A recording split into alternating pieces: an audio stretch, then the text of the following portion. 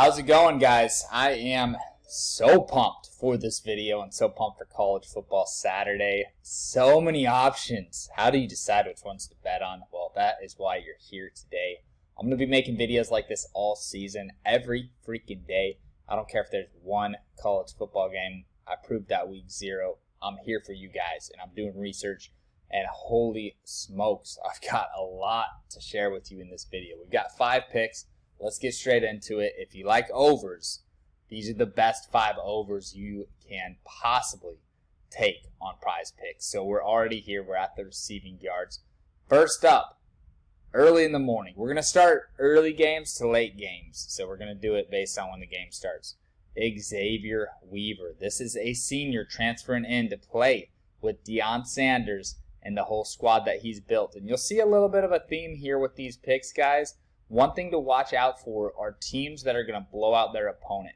Colorado is not supposed to blow out TCU, so we can safely assume that Colorado is going to pass the football for all 4 quarters, and it's going to be hard for Xavier Weaver to stay under 44.5 receiving yards. So I'm taking him over the 44.5, and if we look at what he did here, he transferred in. It's going to be his last season of college football, 6'1", 180.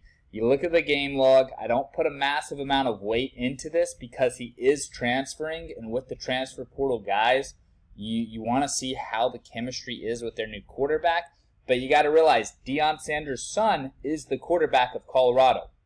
Anytime a coach's son is the quarterback, they're not going to have a problem calling pass plays, okay? So 44 is just such a low number here. I mean, you go through it, he only was under 44 yards once last season. And like I said, I'm not putting a massive amount of weight in his numbers with a different team, different coach, different quarterback. But he should be the receiver 1 for Colorado. And I say that with caution because we don't really know what the depth chart's going to look like. We can assume, educated guess, he should be the receiver 1. But yeah, we can't assume anything as we've seen in the first few days of college football, really. It's hard to project that. Next, we're going to Texas, and we're going to the Texas Longhorns Rice Owls game, and we're taking Christian McCaffrey's younger brother. That's all I need to say. Christian McCaffrey's younger brother at 39 yards. Come on now. Are we really gonna? We're really gonna have. I really need to explain to you why you should take Christian McCaffrey's younger brother. So look, I'll get into it. Reasons why I like him.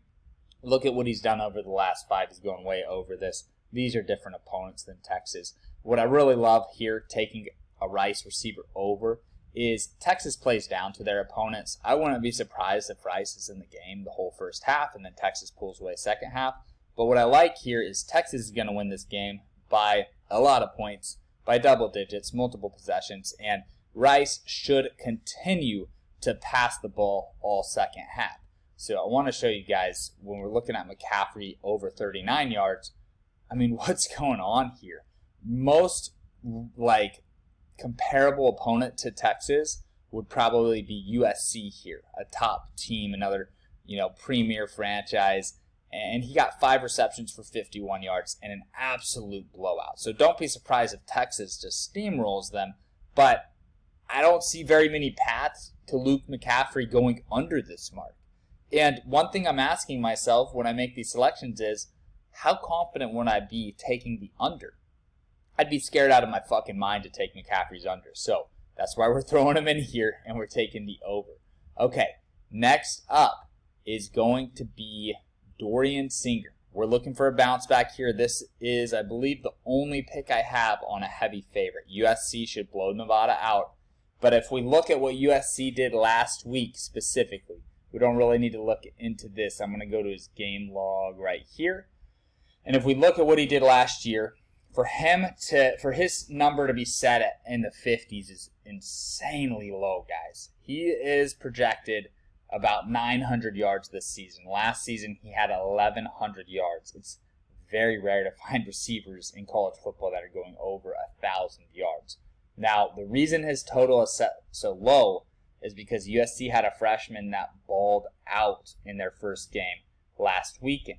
And I just believe that Caleb Williams' chemistry with Dorian Singer and the feeling, it's the same at any level of football if you've ever played football in your life. If you have a superstar receiver and you as the quarterback don't feed him one week, you're kind of feeling that pressure in practice going into that next game. Hey, I need to get him more involved, and the coach is going to want to get him more involved. And if we look at the box score here, how it was spread around, there's a lot of superstar receivers at USC. So the danger here is, what if we see a repeat of this? Well, that's not good. I mean, Dorian only got 4 receptions, and a lot of receivers got 1, 2, 3 receptions. Taj Washington, really, that was the freshman that got all the yards there. Zakarian Branch here. I think Zakarian might have been the freshman, actually. Let me check. So many players in college football. Yeah, Zakarian is the freshman that got a lot of the targets here. And I don't know if I can press back because my freaking screen recorder's in the way. But my pick here is simply because I think it's a good bounce back spot for Dorian. And the other piece of it is, I don't expect him to play the fourth quarter. I don't expect Caleb Williams to go out there the fourth quarter. But Caleb Williams threw for just under 300 yards his first game, and he only had 3 pass attempts in the first quarter. So he threw for over 250 yards in the second and third quarter. So even if he only gets 3 quarters, which I expect him to play 3 quarters and then sit out the fourth, I think that's enough offensive snaps, and it's going to be enough air yardage for Dorian to get over this number. So this is the one guy that, we're picking where he's part of a blowout, but we're gonna still take him anyways.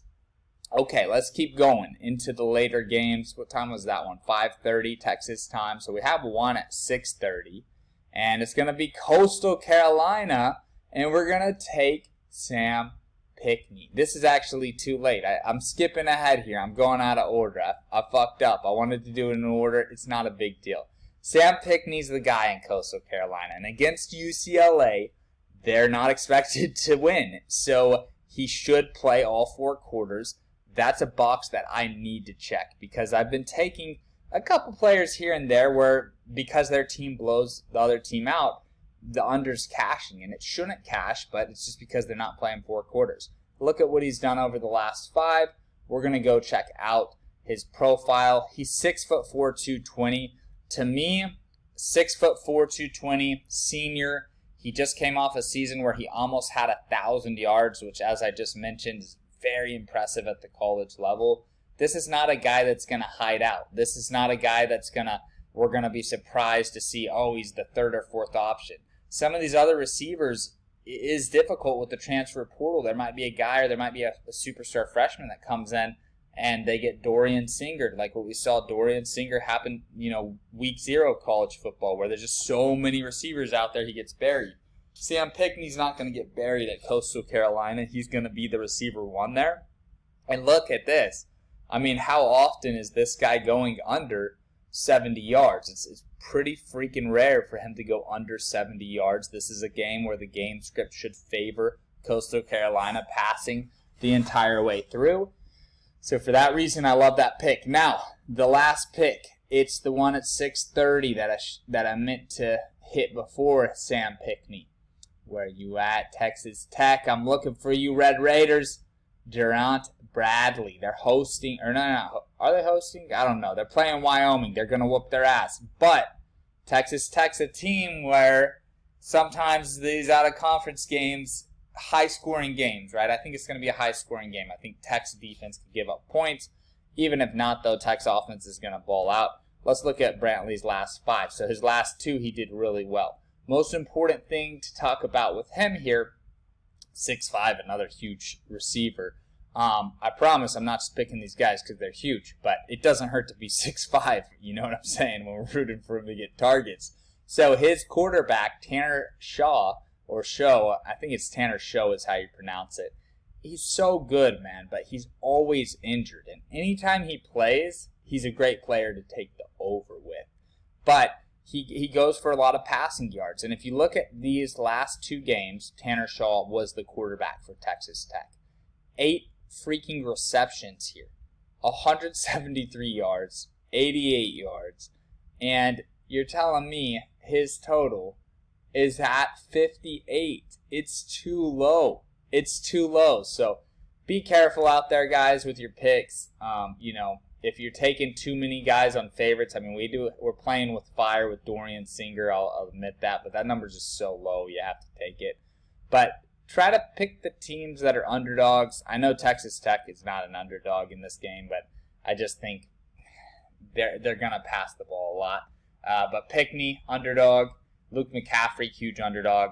And Xavier Weaver, underdog there against TCU. But my top two, if I had to pick two to like just hammer the ever-living shit out of, I'd probably go Sam Pickney and Luke McCaffrey. I like Singer a lot too. I really love all five of these.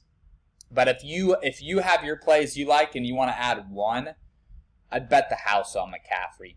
McCaffrey's the guy that I think that should be put around 70, which is, I know it's insane, 30 yards off, but McCaffrey, I don't want to hype him up too much because I don't want to jinx it right now, boys. But I like these 5 picks. That's what I'm rolling with.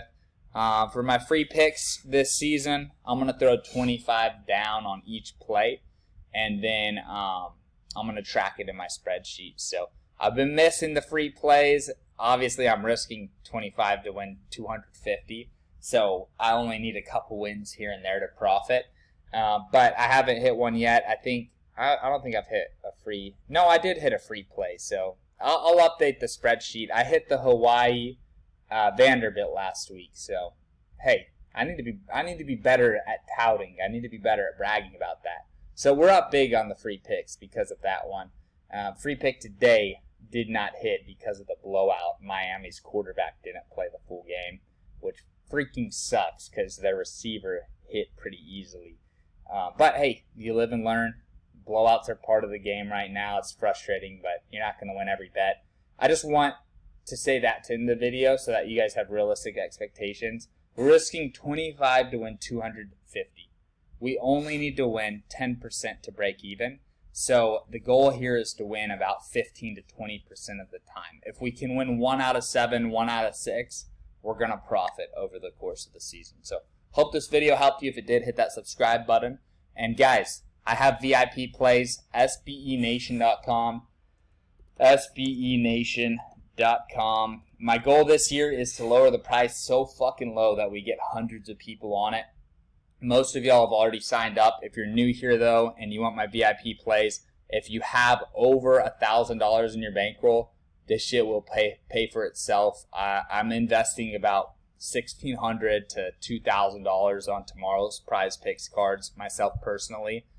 So I do this for a living, and if you want to copy my plays, you can get them at SBENation.com. But if you don't want to buy picks, no worries there. Just subscribe to the channel. I post free picks all the time.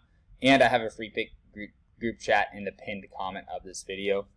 Fucking love you guys. Thanks for supporting the channel. I couldn't do this shit without y'all, so thank you for watching, and I'll see y'all in the next video.